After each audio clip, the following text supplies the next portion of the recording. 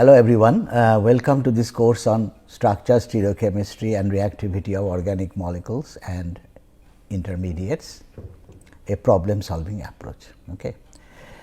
Today we will be again solving some problems on topics which have already been covered in earlier lectures. Last time we solved or clarified some of the important points and issues that were there in while describing a molecule in terms of the point groups, and then how to calculate the symmetry number as well as the order of the point group. Okay. Today what we will be doing is conformation analysis. Again we will just go back and take those polycyclic systems, cyclohexane systems. You remember that we have covered or we have discussed the conformations of two types of tricyclic systems. One is the Perhydrophenanthrene and the other was Perhydroanthracene. Today we will just again revisit those conformations and then make it more concise and easily understandable and bring the salient features, and if a problem comes, how to solve it. Okay. So, now you if you remember that Perhydrophenanthrene is basically the reduced form, the completely saturated form which is obtained from phenanthrene by hydrogenation. Okay. Now, how many, the question is, while this hydrogenation has taken place, one has created 4 stereogenic centers which are represented by the carbons which are the ring fusion, which is basically forming the ring fusion bonds. Okay. Now, here the Perhydrophenanthrene nucleus is already there. Let me again write it. Perhydrophenanthrene is basically, this is the skeleton. Okay. What are the ring fusion bonds? These are the ring fusion bonds. What are the ring fusion carbons? The ring fusion carbons are this one, this one and that one. Okay. And if you again remember the numbering is given in such a fashion that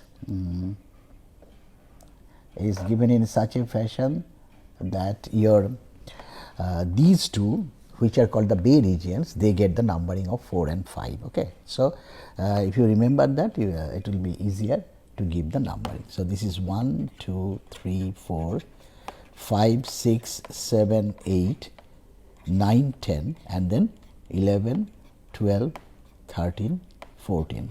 So, the first question is, how many stereogenic centers it has? Okay. It has got 4 stereogenic centers. Okay.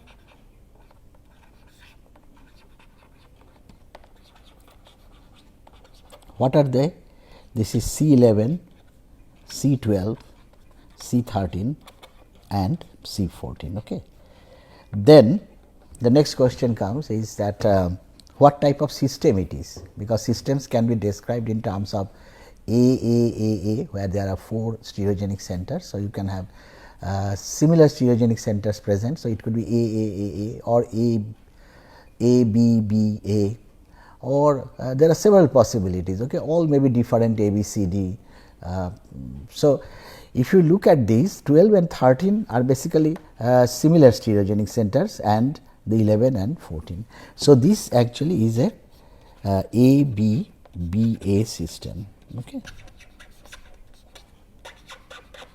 A system, and when you have this similarity in stereogenicity, then your number of isomers, the number of isomers gets reduced. Okay. Gets reduced, as you have seen starting from your tartaric acid. When there are similar stereogenic centers, the number of stereoisomers is 3 instead of the 4 that you get from the formula 2 to the power n. 2 to the power n is when n is basically when all the stereogenic centers are different. So, you apply that 2 to the power n formula, otherwise it will be reduced. Okay. There are still formulas to get the numbers, but we are not going into that. what we are basically revisiting whatever we have you have been told in terms of perhydrophenanthrene. So, we know in perhydrophenanthrene there are 4 DL pairs and 2 optically inactive. Okay. Optically inactive. I am not writing it meso because in meso there are again classification true meso and something which is a non-resolvable DL pair, that is not a true meso. Okay. So, so it's better that you have optically inactive isomers. Optically inactive means you will not be able to separate into any component. So, it could be either a meso or it could be non-resolvable DL pair. These are the possibilities. Okay. Now, you have to, when you are asked to draw the conformation or find out the isomers, you have to go in a stepwise fashion, okay, systematic fashion. Okay. And you also, I like to again remind you that here the ring junction is there is a relative stereochemistry between the ring junction stereochemistry, and that is it could be trans or it could be cis. So, this 11, 12 can be trans or it could be cis. So, also 13, 14, okay. It could be trans or cis. Now, the relation between 12 and 13 is expressed in form of either transoid or cisoid, because they are not actually being shared by only 2 rings. Okay. 12 is shared only between suppose this is ring A and B and this is C, AB, and 13 is shared between BC. Okay. So, they are not the ring junction between 2 shared by 2 rings. Okay. So, here you cannot it is basically the relationship is defined by either you call it transoid or you call it cisoid, okay, or you can call it anti and you can call it syn. Okay. So, this is the terminology. So, when you define a particular stereoisomer, so you have to say what is the relationship between 11 and 12. Suppose it is trans, then what is the relationship between 12 and 13? Then 12 and 13, that means the stereochemistry of 12 and 13. So, it could be either cisoid or transoid, and what is the relationship between 13 and 14. So, all these have to be described in order to define a particular stereoisomer. Okay. So, let us start from just we will discuss few of these again, because time is short, we cannot discuss all, but I think 2 or 3 examples molecules if we discuss, that will clear any doubt if you have in your mind. Okay. So, the first one we take is, it is already written there, TRT. So, this T means, that means the relationship between 11 and 12 is trans, the stereochemistry stereochemical relationship is trans, then you have transoid. Okay. So, that means remember these carbons actually, apart from these bonds, carbon-carbon bonds, you have a hydrogen attached to each of these centers. Okay. So, I told you that if a hydrogen is beta, then you put a darkened circle, and if the hydrogen is alpha, you do not have to write it. That is the notion, that is the accepted notion, that if you do not show the stereochemistry of the hydrogen, that means if you do not have this bold dot, then you cannot, that means that hydrogen is alpha. Okay. So, let us see, this is T trans, then you have to make 12, 13 transoid and 13 and 14 trans. Okay. So, you can call it as TRT, that means trans, transoid, trans. Okay. You can also call it, because transoid is anti, so you can call it as T anti trans, anti trans, okay, and abbreviated as TAT. Okay. So, TAT. TAT is trans, anti, trans. Okay. But today the anti, it is usually said about this anti and syn, they are not used, they are not no longer in use, because the modern stereochemistry books, they are mentioning it as transoid and cisoid. However, for simplicity I am still retaining those older nomenclature, that TAT, trans, anti, trans. Okay. So, how do you draw the conformation of this trans anti-trans. Okay. First you draw the planar formula, planar structure. Okay. Although it is not a planar molecule, but you draw the plane hexagon structure. Okay. So I have this perhydrophenanthrene, and since it is trans, so if I make it hydrogen up, then the next hydrogen at 12 is alpha, 13 is beta, and 14 is alpha. Okay. So that is the situation. Now, if you look at these, this is nothing but, if you forget about the other rings, say this is A ring, this is B ring, suppose this is C ring.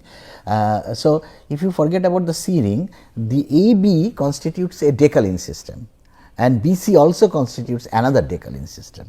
Okay. And all together they form a perhydrophenanthrene system.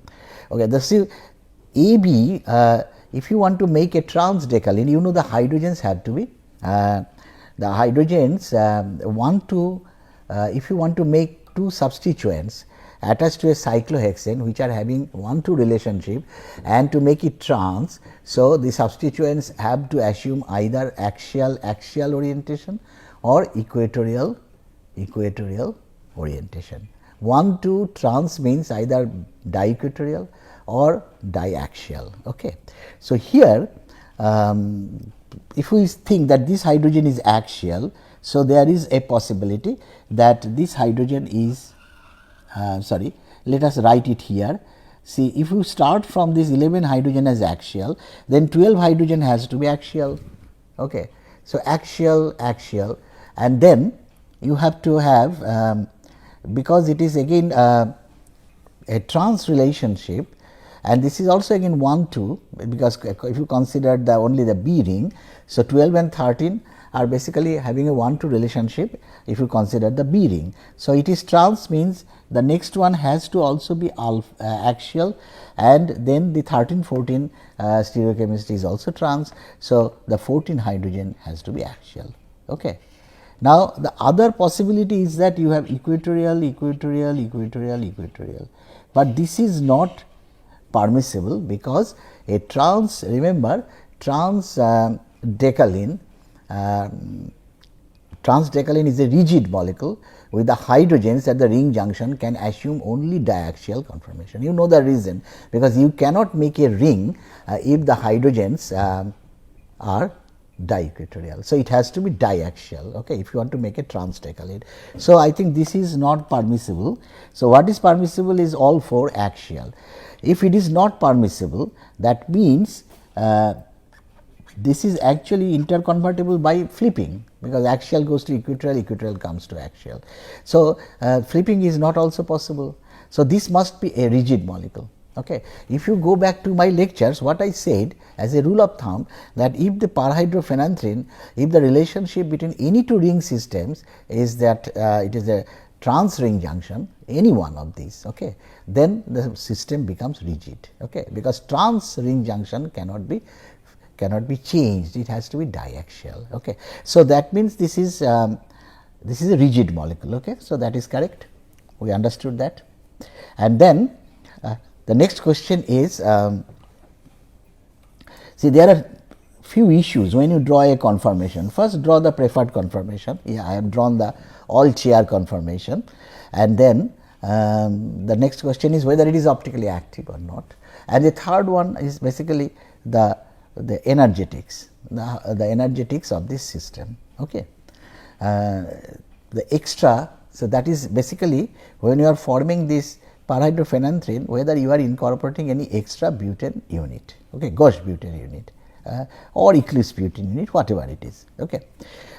So, let us first try to find out the extra gauche butane unit, okay, in this system. Okay. You know the trans decalin, in order to, when you make a trans decalin, you are actually not incorporating any extra gauche butane unit as compared to two cyclohexanes basically. Okay. When you are fusing two cyclohexanes, you are not incorporating any extra gauche butane unit. Okay. So, because there are two trans decalin system is present here. So, you are not incorporating any extra arising from trans decalin system, that is basically 0. But there is one extra butane unit that you incorporate when you form the perhydrophenanthrene is this one. This is the extra butane unit, and this butane unit is in the gauche conformation. How do you know? First of all, you know that the anti bond to this 13,5 is this 11,12. Okay. So, there can be only one anti bond, okay, anti carbon carbon bond. So, this has to be then in the gauche form. Okay. If it is not anti, the other possibility is in the gauche form. So, this is in the gauche form, and so you have one extra butane unit, and that is basically the which one? 4, 12, 13 and 5. Okay. Now, this 4, 12, 13, 5, this unit is present in all the perhydrophenanthrenes, or whether it is in the gauche form or whether it is in the anti form, or if there is any possibility eclipse form, you also check that. Okay. So, in this case, this TAT molecule, you have one extra gauche butane unit. Okay. So, in all the perhydrophenanthrene, you have this extra butane unit plus the other butane units. You have to consider if there is a cis ring junction, okay, because trans ring junction does not incorporate any extra butane unit. Okay. So, energetics, we know that there is one extra gauche butane unit, and you know the energy of one gauche butane. And the next question is whether it is optically active or not. Okay. Now, if you check the planar formula, you are seeing that there is basically what was possible here was a plane of symmetry going through this, but here since this is beta and that is beta, so they are not the mirror images. This mirror image of this center is this one. Okay. So, it does not have this plane of symmetry. So, it is from planar formula, the conclusion is that it should be optically active. So, it should exist as a resolvable DL pair.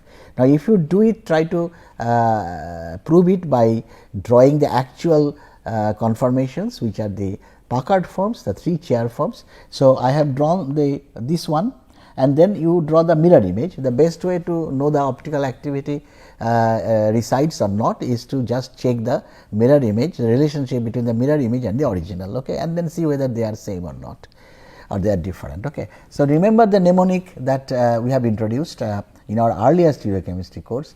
So, you can extend that here.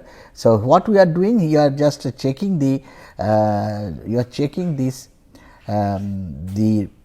the actual equatorial nature of these hydrogens, the ring junction hydrogens, and then what is done in this mnemonic is that basically you go from one hydrogen from the end to the other hydrogen at the end. That means, you go from either 11, then go to 12, then 13 to 14, or you go from 14, then 13, then 12 and 11. So, that is the shortest path. So, you are not taking the other path 11 and then this other arm. Okay. So, you choose the shortest path, that is 11, 12, 13, 14 or 14, 13, 12, 11. Okay. So, you do that, check the axial as you traverse from 11 to 14 or vice versa, and see that what is the nature of the bonds, that means axial equatorial, and what is the nature of the alpha beta nature of these bonds, and finally, what is the direction that you are taking in your path when you are traversing from one end to the other end. Okay. So, what here it is all axial. So, axial.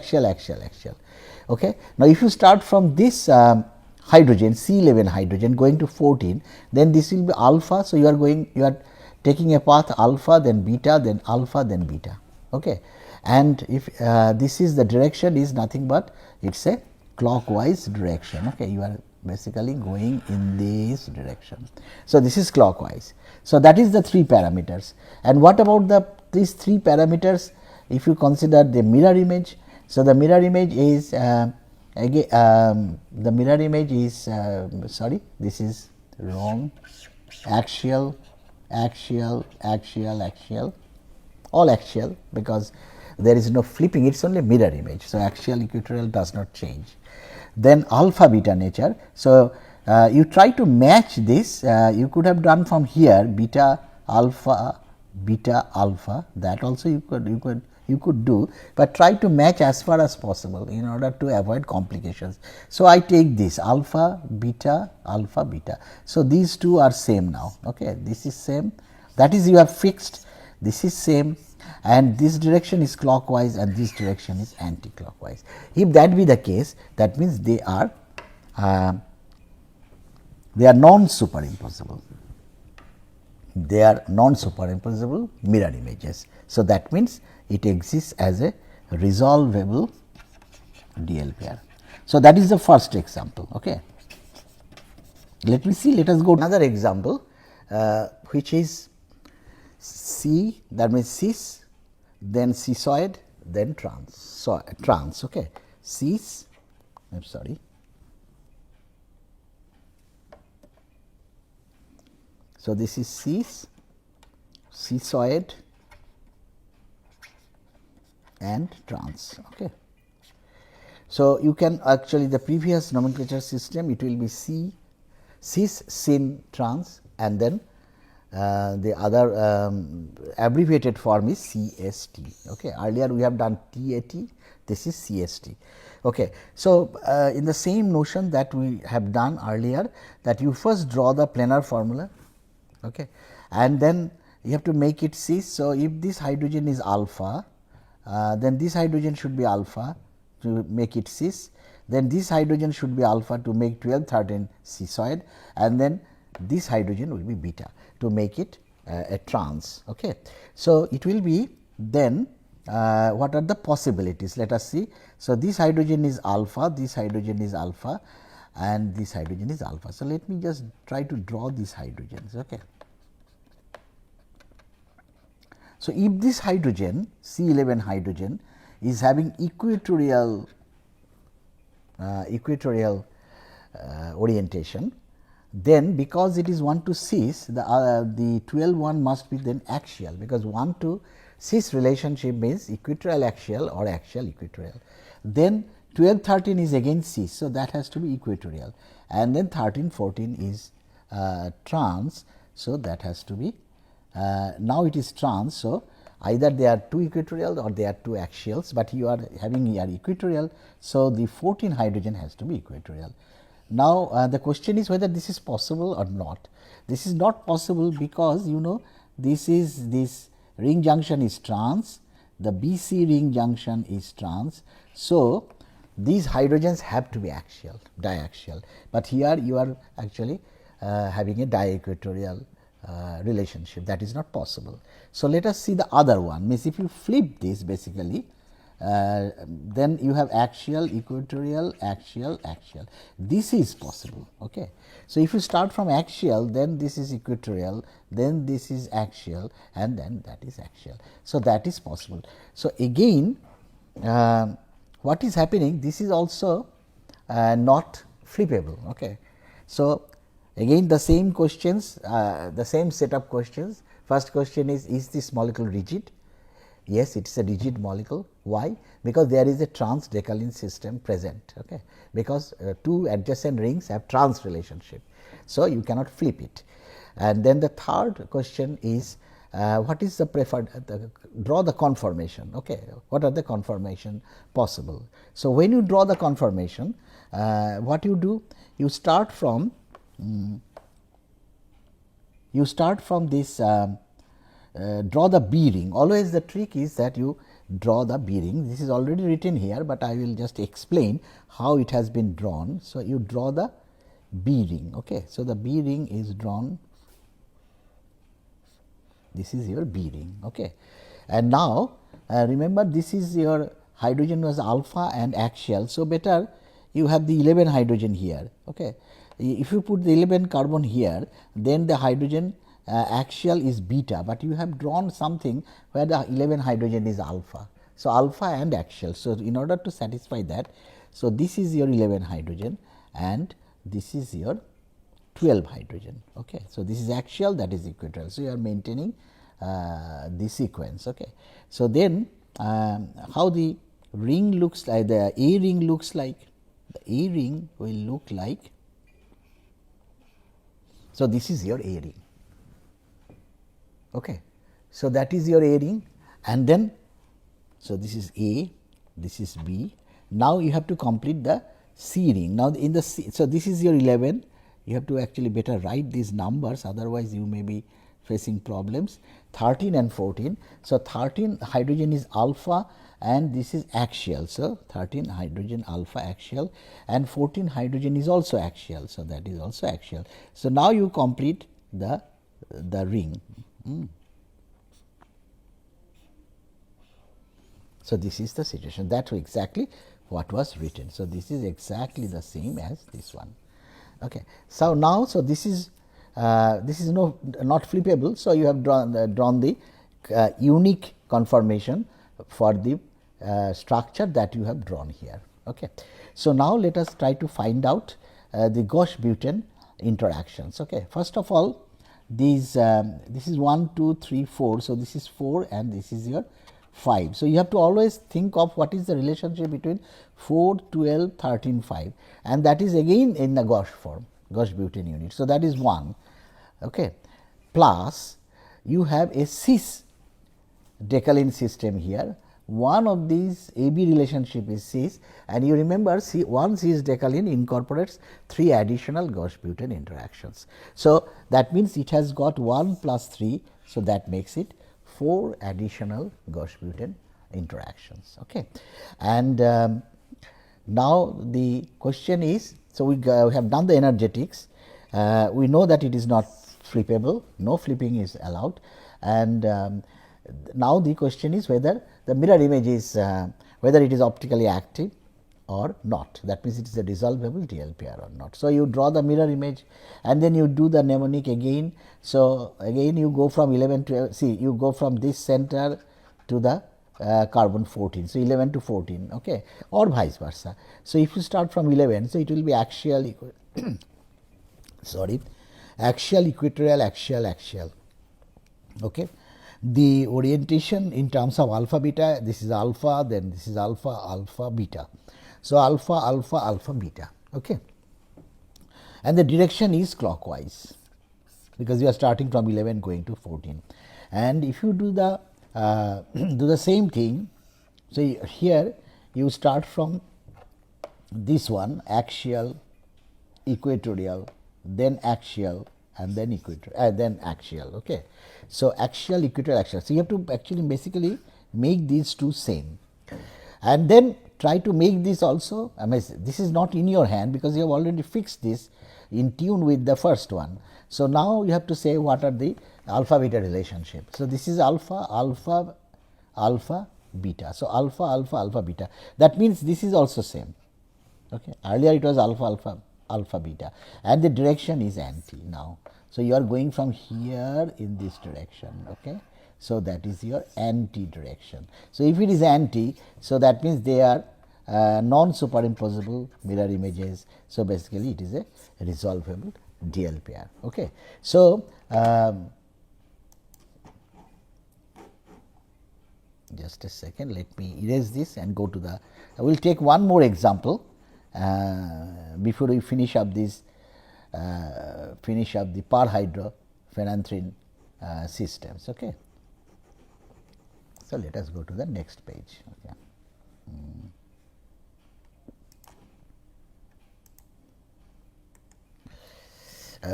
Let me take okay, possibly this one. This one is quite interesting. Okay. This is which form? This is the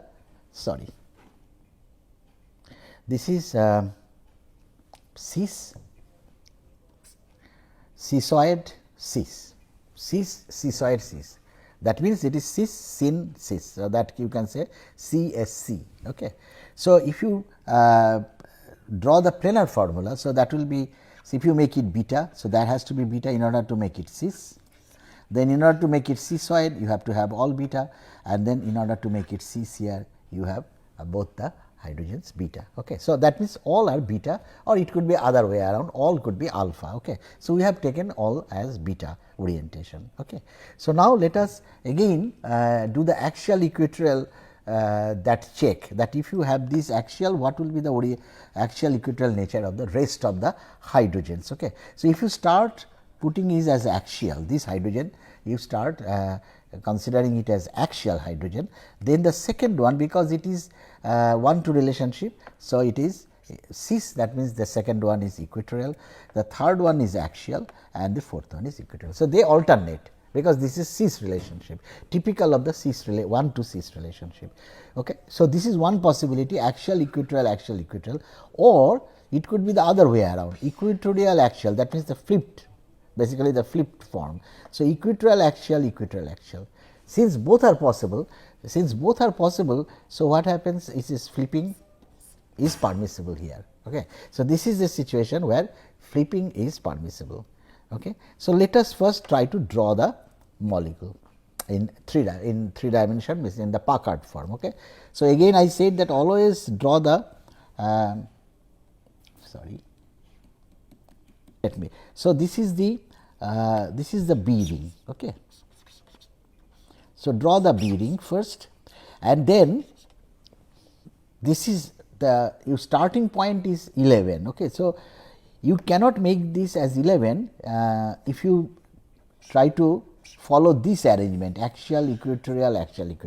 So, C11 hydrogen is beta axial. So, better pick this 11, pick this carbon as the 11 carbon. Okay. So, this is 12, then this is 13 and this is 14.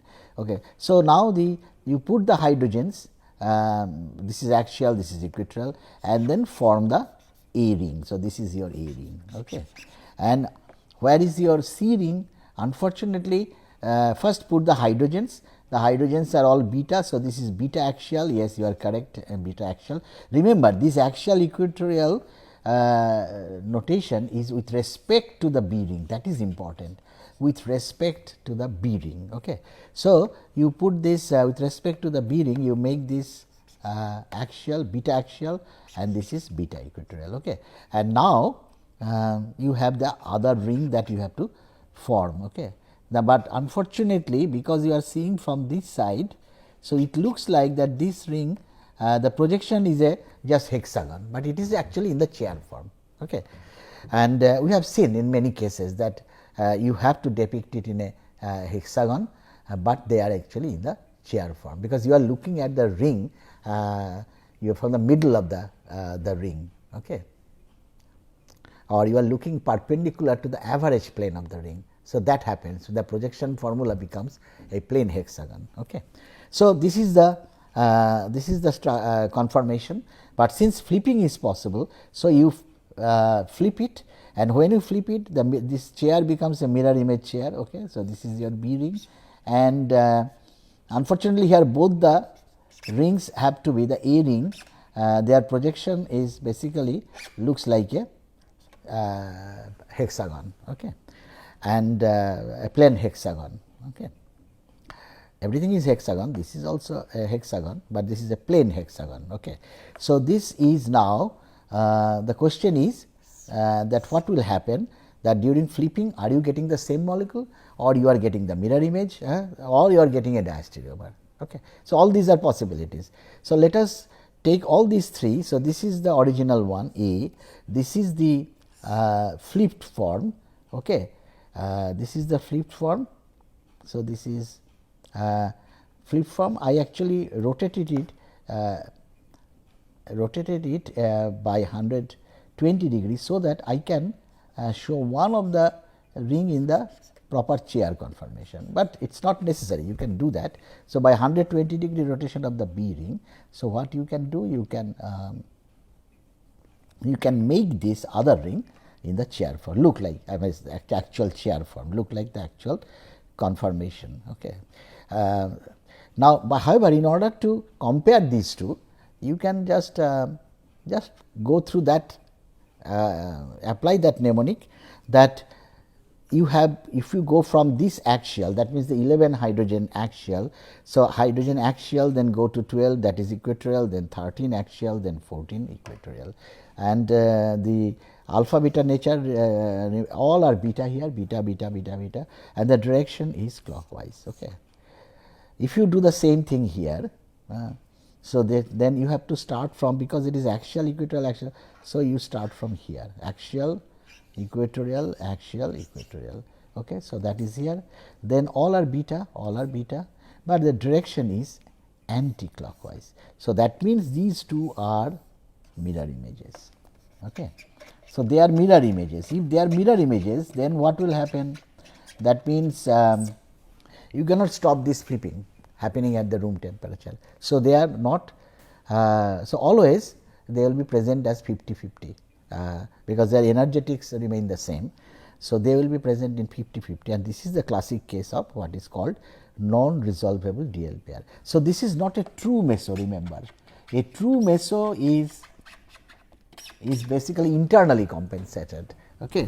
So, that is a resolvable, that is no question of resolution comes there, but here you have two conformations which are mirror images of each other and they are interconvertible by flipping. So, you have 50-50 form, and then you cannot separate them because their energy barrier is too little, and that happens all the time at the room temperature. So, that is what is called non-resolvable DL pair. Okay. Remember, this non-resolvable DL pair is basically we are talking about our ambient conditions. That means, whatever room temperature that we have, that varies, that may vary from 20 to 30 or 35 depending on the location where you are residing. But anyway, that our ambient conditions, this is not resolvable. Okay. So, this is an example. So, we have covered the three. This is basically a revisit of what we have done earlier, just to clarify if you have any doubt. So, I thought that I should repeat it before we go to the another topic, jump to the another topic. So, thank you very much. We will the next one we will again do some problems on perhydrophenanthrene, and then we will jump to the next topic. Okay. Thank you.